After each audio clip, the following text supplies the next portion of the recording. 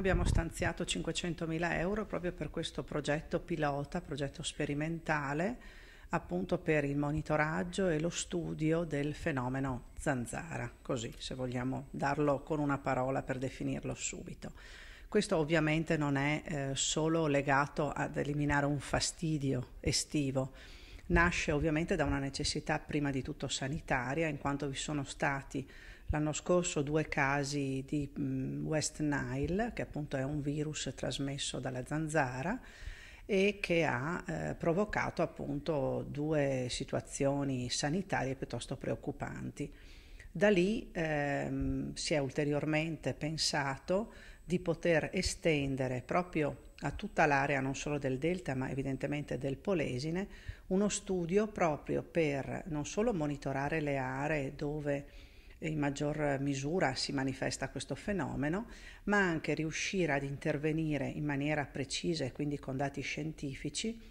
esattamente nel momento in cui le zanzare praticamente depongono le uova prima della schiusa, perché nel momento in cui nascono è difficile poi riuscire ad intercettarle e riuscire a eliminare l'adulto, quindi bisogna assolutamente intervenire prima.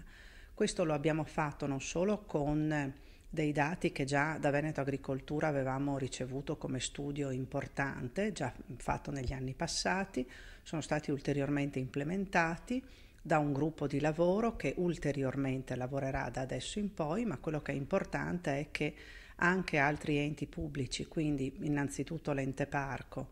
e poi il Consorzio di Bonifica Delta Po Adige e soprattutto tutti i comuni, indifferentemente tutti, hanno non solo aderito ma hanno anche contribuito. Quindi questo è un progetto che per quest'anno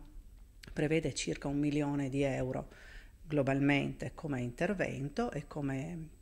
investimento, l'anno prossimo altrettante risorse. E quindi c'è, devo dire, anche un'attenzione diversa, una coscienza diversa che viene ovviamente diffusa sul territorio anche con una campagna di informazione da parte dei comuni che hanno anche già iniziato da tempo a distribuire dei kit proprio per evitare che nelle zone classiche dove le zanzare ovviamente si vanno maggiormente a riprodurre si possa in qualche modo limitare questo fenomeno. Questo, ripeto, non solo ed evidentemente per una questione legata al fastidio che dà anche una noia, se vogliamo, al turismo al quale noi ci affacciamo, devo dire in maniera sempre più importante come Polesine, ma anche e soprattutto per una questione sanitaria.